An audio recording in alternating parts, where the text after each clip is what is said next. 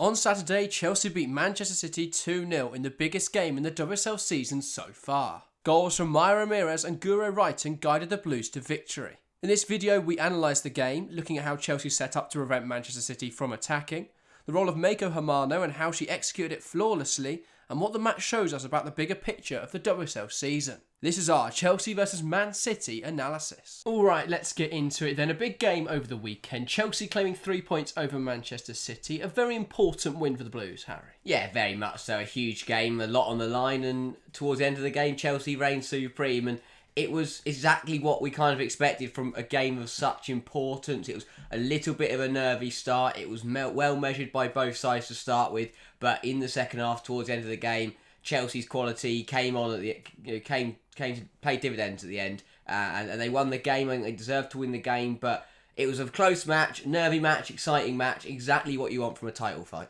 Yeah, and I think a lot of people rightfully saying that Sonia Bompastor made a huge difference in this game. I think the tactics that Chelsea deployed, and we're going to analyse them in just a moment, the tactics Chelsea deployed were absolutely phenomenal, and that's the reason they won this game. They were better than Manchester City on the day. They set up to minimise Manchester City's strengths and to really expose their weaknesses, and ultimately that's why they won this game, and that was the difference. Taylor, he didn't have a plan coming into this one, bar what they normally do, and he didn't have anything to switch to when it all went wrong. And that was the big issue. City didn't know how to react to Chelsea. Chelsea came into this game with a plan to beat Manchester City. So let's talk about it then. Let's have a start by looking at the statistics from the game. Because I said a lot of people look at the game and say, well, Manchester City had all of the possession. Doesn't that mean they dominated the game? And I think this is a misconception a lot in modern football, that the team who has the ball, which tends to show they controlled the ball, they controlled the game, were the better team. But I think when you actually look at the statistics, it shows what Chelsea did very effectively. So Manchester City's 63% possession to Chelsea's 37%. But Chelsea, 15 shots to City's 8, and then shots on target 6 to Manchester City's 2. That is a huge disparity, Harry. Yeah, very much so. It has to be said that sometimes having all the possession does show you've dominated the game, but at other times, like in this situation, it shows that it doesn't. It's not what Chelsea proved. It's not about how much you have the ball, it's what you do with it. When Chelsea did have the ball, they used it. They were so good when they had the ball. They created so many chances, and they were really efficient with their possession. City, yes, they had more of the ball, but they didn't do much with it. There was a lot of very little with it, actually. Exactly. Yeah. There was nothing going on really for City. I think 63% possession for City. I think all of that was probably Alana Kennedy and Alex Greenwood just sitting on the ball. But overall for City, they just did not use the possession they had, and Chelsea were very efficient and they maximised the possession that they did, even though it was down at 37%. They used it to its full capabilities and eventually won the game. Yeah, and I think that's an important distinction made there about the possession, and that you can have you can't really read into statistics without looking at the game, because you don't see the context of what actually happened. City in this game had a lot of the ball, but they didn't really do anything with it. And as you say, Alana Kennedy had a lot of that possession. There was a guy in our stand in the shed end who kept shouting at Alana Kennedy for standing still, which was quite amusing to listen to at times. So let's talk about why Chelsea were able to limit Manchester City. Then it all comes down to their out of possession shape. So when they didn't have the ball, the way they set up prevented Manchester City from moving forward, and that's because they set very narrow and very compact. And the advantages of being narrow and compact means there's less space between the lines for City to be able to play through, and I think that's why we saw a lot of their possession go to those wide areas, and we'll talk about in a moment why that didn't really work. We saw a lot of passes go wide because there wasn't any space between the lines. It's easier, therefore, as well for Chelsea to cut those passing lanes, so any pass they did try to play through, if they tried to go direct into Park or Miedemar playing in those half spaces, they couldn't really, because Chelsea were narrow.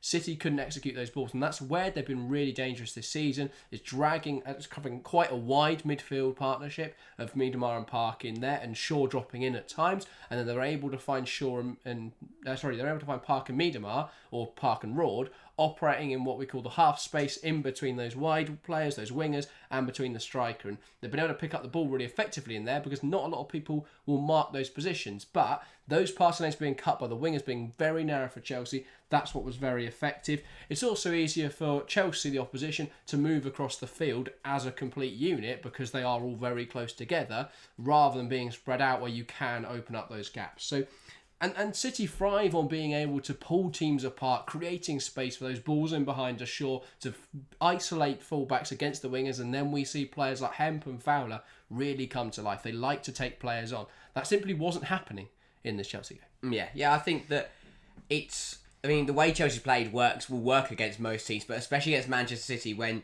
I think you can have a really strong debate that their three best players are in the middle of the park. And if you sit narrow and you stop them getting the ball, then you're going to stop City altogether. By taking Park, Ward and Hasegawa out of the game, suddenly Man City, especially without Lauren Hemp on the left-hand side, they just couldn't do anything. They genuinely had nowhere to go because their three best players, their three most instrumental players, were kind of taken out of consideration by Chelsea. Yeah, so let's visualise this mid-block then for Chelsea. So a mid-block is where the opposition, Manchester City, have the possession. The mid-block is where Chelsea are not high pressing, so they're not going and putting the pressure on. They're just sitting off of Manchester City, and this is what made the big difference because City like teams to come and press them, come and chase them, and then to use their ability on the ball to play through teams. Now, what we saw here was Chelsea sitting off, and City then didn't have any ideas. So as you can see on screen here, Chelsea just sitting off. The other thing I've highlighted here is Mako Hamano. How brilliant was she on the night, Harry? I mean, superb. And a lot of people think that she was superb because of what she did when she had the ball and what she did when Chelsea were coming forward. But the main thing was her role in playing that kind of the shutting off of City's midfield. It's very rare that Yui Hasegawa is taken out of a game.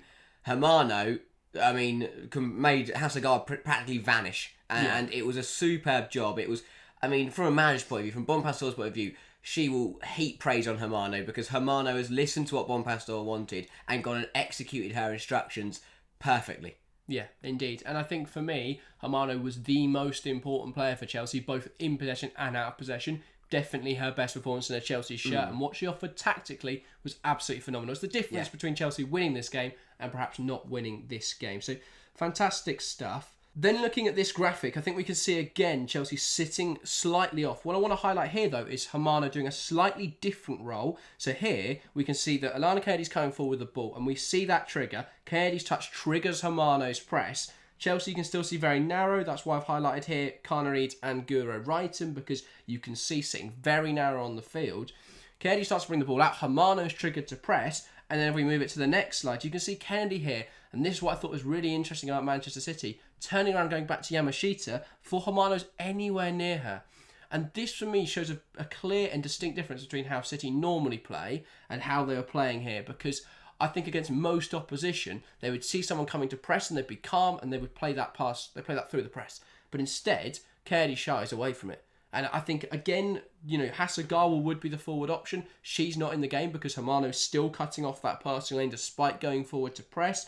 And again, I think they're really worried about Chelsea's pressing structure. They didn't know how to break it down. Yeah, I think there were a lot of questions about this. I think it was bizarre, to be honest, to see City not be as strong as they wanted to be. I think that there could be a suggestion that perhaps if it was Layla Alexandri in there, would she be more comfortable to allow the pressure to come on than Kennedy was? Because I think it was very much so that it wasn't a City case if they'd always turned back. It was more of a Kennedy problem than a kind of team problem. So I feel that Kennedy kind of has to be stronger in there, has to back herself to be able to play under the pressure. And, there's a reason she hasn't been starting for Man City when Alexandri and Greenwood are fit. We know Alexandri, very calm, very composed, is superb on the ball. And I think Kennedy lacks that a little bit. But, again, Chelsea would have known that. And it's brilliant from Hamano especially to have the tactical discipline from Hamano is, at her age, is absolutely phenomenal. And overall, just, again, executed superbly by Chelsea. It's one thing to have a plan in place, but to execute it this perfectly is a completely different matter. Yeah, indeed. I think that the only real opportunities they gave up to Manchester City were when Chelsea actually had the ball and City were pressing them so well. The moments I remember was a sloppy back pass that Shaw picked up on, and then City almost got in to score. I think Shaw put that shot wide. That was their best chance of the game. And it didn't come from City trying to play through Chelsea. It didn't come from City having sustained possession. It came from a Chelsea error. And that was the only time they gave City even a sniff. Bar that, they were brilliant. And I think this game shows, or should be, a guide to other teams in the league on how to play against Manchester City. I think that we've seen other teams this season be able to go up against them very successfully. I think that Brighton were very unlucky in that game because they pressed City very well. They actually forced City into a lot of turnovers. The other thing they did was they were able to play through Man City's press, which not a lot of teams, even Chelsea in this game, weren't able to do with a huge amount of success.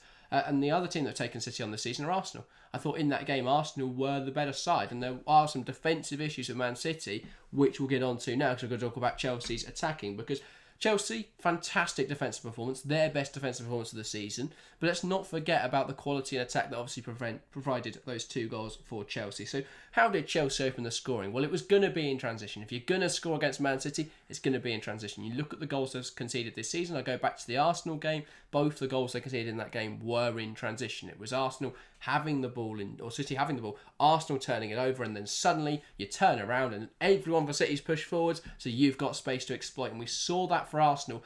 Arsenal could have about 3 or 4 goals that day on transition because City's rest defence is just not good enough.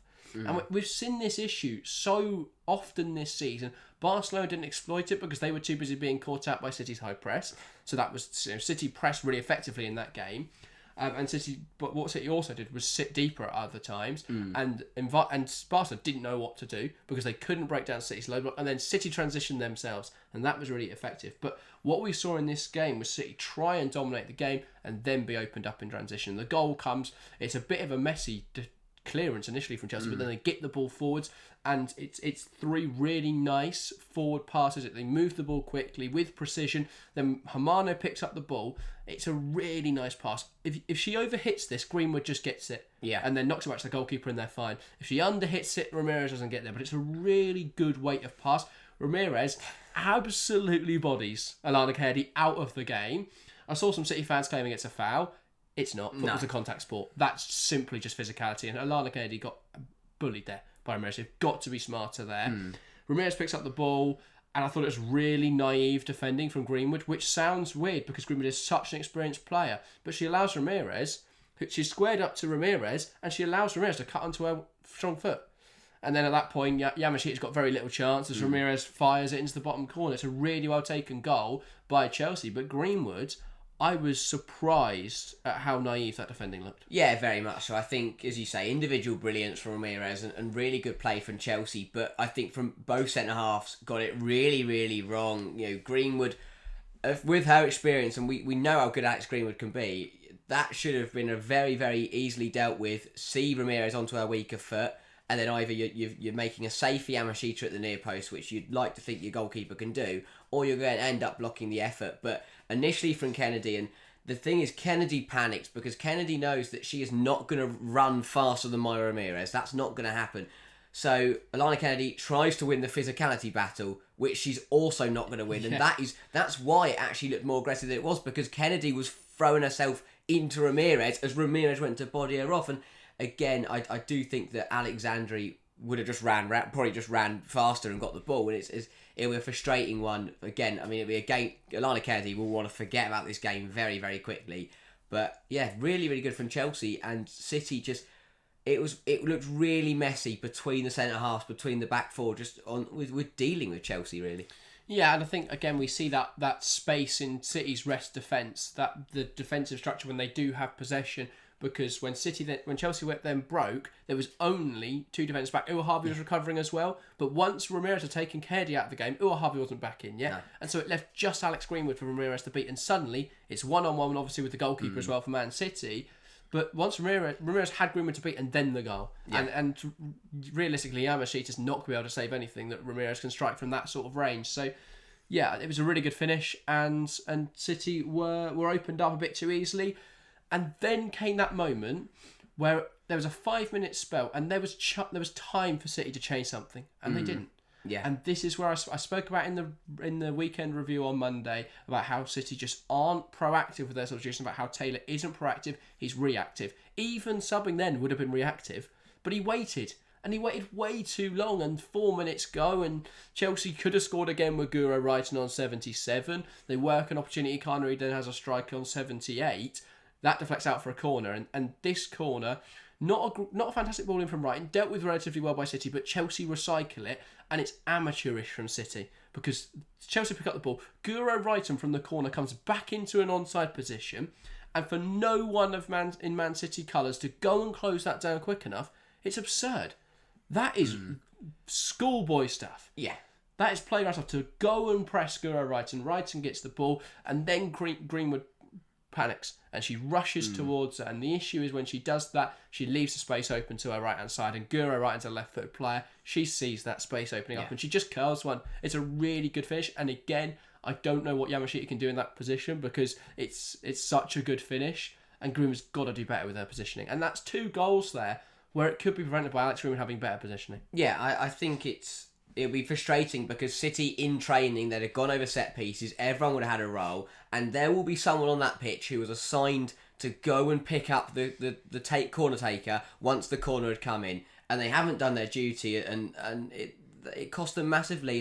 And as you say, Greenwood she sees Guro Reiten's got a clear goal to aim at, so she runs across as quickly as she can and ends up her body weight isn't shifted. Yeah, I properly. don't blame Greenwood as much for that second one because it's, no one reacts. So I think you can equally lay the blame on everyone in a City shirt because they're all just stood in the box. Yeah, her main thought there is just to rush out and hopefully her aim was to actually get there as Reiten was shooting and block the shot. But Guro realised that's going to happen. Lets Greenwood practically sprint past her. It's a brilliant finish from Guro, and again, it's a high class goal from Chelsea, but it could have been prevented by City. And on Gareth Taylor, we've seen so many times that Chelsea have these spells where they can score like 3 goals in 10 minutes, 2 goals in 5 minutes, and flip the game on its head. As soon as that Ramirez goal goes in, bring subs on, and it's not necessarily about who you're bringing on; it's the actual just having subs because. It's not, we're not saying that you bring Kelly and Coombs on there and they're going to make a difference, they won't concede, but it's that break in the play. Once Reiten has that shot that she missed on 77 minutes, put 2 players on, because then it means that there's going to be at least 2 minutes before the ball, or a minute or 2 before the ball even gets playing again. And then suddenly, that gets you to the 80th minute and Chelsea wouldn't have had that corner and they wouldn't have scored that goal. And it's game management in massive games like this where City were really let down. And to be honest, I think that cost them the second goal because they were still recovering from the first. Either way, they got to 75 minutes when Ramirez scored. I wouldn't let your team get past 65. So they couldn't break Chelsea down. Yeah. They didn't have a clear-cut opportunity there for 65, then 70, then 75 minutes. And Taylor didn't make changes. Taylor didn't change anything in that game. And then suddenly Ramirez goes and scores the goal. Reiten scores and the game's done. And Taylor panics. He throws on Kelly, throws on Coombs.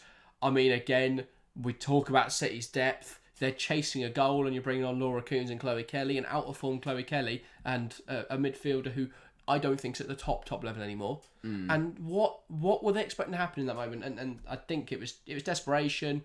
They were realistically not going to get anything, and Chelsea went on to win that game. I noted down some City issues. I think we covered the openness in transition. We covered the substitutions. The other thing I would like to talk about is that build-up play then for Manchester City, because I think we've now seen against Arsenal and against Chelsea, it is dysfunctional against sides who have good pressing units. And I think we saw it against Brighton as well, to be fair. I think they really got away with it on that day. And they're obviously the 2 games they've dropped points in this season and the game against Brighton, 3 sides who are really good at pressing, and they've all caused City issues, and they probably shouldn't have got away with it. And we've also seen City not been able to break down low blocks.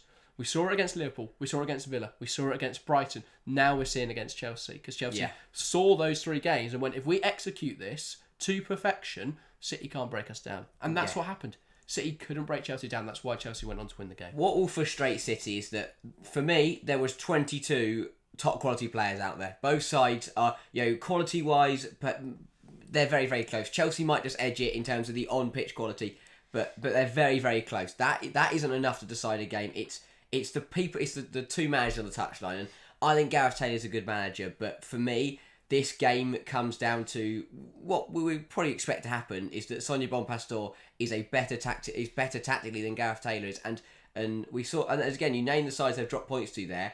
It's a Sonia Bompastor Chelsea, an Ida Val Arsenal, and a Vidicic Brighton, and I think you could argue that all 3 of those right now are better tactically than Gareth Taylor is, and that's letting City down, and they're dropping points in these big games because they're getting beaten by the managers. I think that's a really interesting point, because I thought tactically City were excellent against Barcelona, and then that opens up the question, well, what happened here? Because that's the thing. They wouldn't have wanted to sit too defensively today because they know that they needed to win realistically. But why not try and sit defensively? If they get a point here, I don't think that's a bad result, because they should have favour when they play Chelsea at home later in the season. There's still a chance that Chelsea slip up against Manchester United or Arsenal. So I think City could have played this game very differently and they didn't. Or go the other way and go so much more aggressive. Yeah. Because they didn't make changes and they could have tried to break down Chelsea's low block potentially. But yeah, I think again we're seeing here Taylor just isn't good enough in terms of he isn't that top level manager. And when you're competing against someone like Sonia Bompastor, you've got to have a manager that's on that level. And quite frankly, isn't anyone, is there? Yeah. That's the big issue, is how do you beat Bompastor? The problem for Manchester City is that I'm not saying that Gareth Taylor should be gone or anything, because I do think he is clearly a decent... I think he's doing a good job of beating everyone else, bar Arsenal and Chelsea. He's doing a really good job. The problem is, if Man City are ambitious and if Man City want to win titles and win trophies, I mean, the fact that Manchester United and Tottenham have been in a final more recently than Man City, for me, it will be disappointing. The fact they haven't won a trophy in 2-3 years now will be worrying. The players they've got, as I said, for me, they've got the quality on the pitch to go head to head, if not beat Chelsea. And I know there's the problem. This is why I don't think Taylor should be gone, because you're not going to get another Bompastor or whoever. But City have got to start winning things with the main thing. I think for me though, the caveat to that would be, since Taylor's come in, they were third best at best. Even I think you could say fourth best. Yeah. For those, potentially in one of those first two seasons. Last season they were finally second best, but he focused so hard on the WSL, and true. rightfully so, because they should have won that. They should have beaten Arsenal on the penultimate day. They should have won the league, and so they rested a bit too heavily. They haven't got the rotation Chelsea have. They rested too heavily in the cup competitions, and they were out of both of those. That's fair. So I think you can make those caveats. This season's the pivotal one for me, because already they're in a tough spot now in the league, but they've still got the Champions League to compete for, and they've still got both cups. It'll be interesting to see how they do in those competitions. I was thinking it's an interesting debate, because I think you're right. Because City was so close to Chelsea last season, obviously finishing on goal difference, they put everything into the league and threw away everything else. But if they are 7 points off Chelsea, 7-8 points at any point in the season, and they favour the FA Cup and they end up winning it, it's in that debate. Would you rather finish on goal difference with Chelsea and not win anything else and only just miss out on the league, or would you rather be 7-8 points off, perhaps drop to third, but win the FA Cup? And I think that's a very difficult one, because people will go, I'll win the FA Cup because it's trophies, but to be that close to Chelsea in second, and there's a big difference between second and third now in terms of the UWCL, so it's a hard one. But yeah, I think Taylor's doing a good job.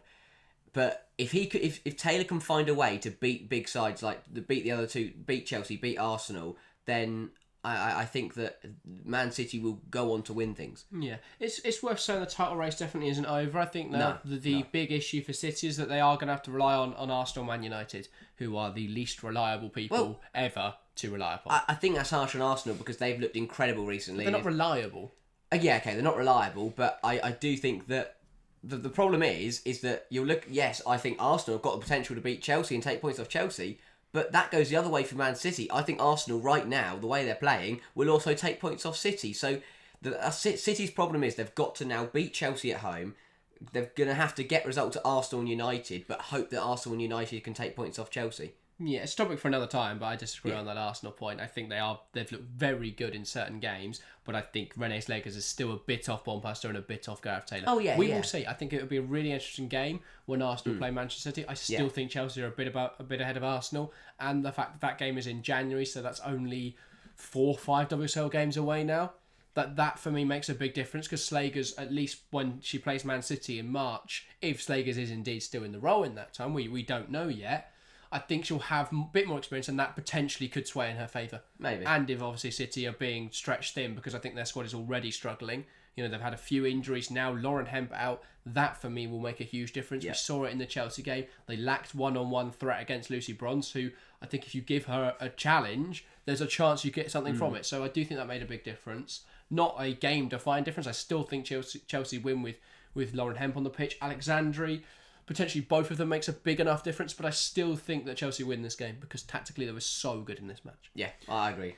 So yeah, that is why Chelsea beat Manchester City. What a fantastic game of football it was, and what a brilliant WSL season we are having. Chelsea back in action this Sunday then against Manchester United, and of course we've got Champions League games coming this midweek. So yeah, we'll get another chance to see both of these sides in action before the international break, and then obviously 2 more fixtures before the winter break. And 2 Champions League fixtures. So loads of games still coming up. So join us for all of those. We are live this Sunday, so join us there. We're also live tomorrow night, the time this goes out, for Arsenal Juventus. So do join Harry for that one. I'm not about, so do go and watch that live stream. But other than that, thank you guys very, very much for watching. The video on screen now, our match week review from the weekend just gone. So go and give that a click. But that's everything for us today. Thank you guys very, very much for watching, and we'll see you next time. See ya.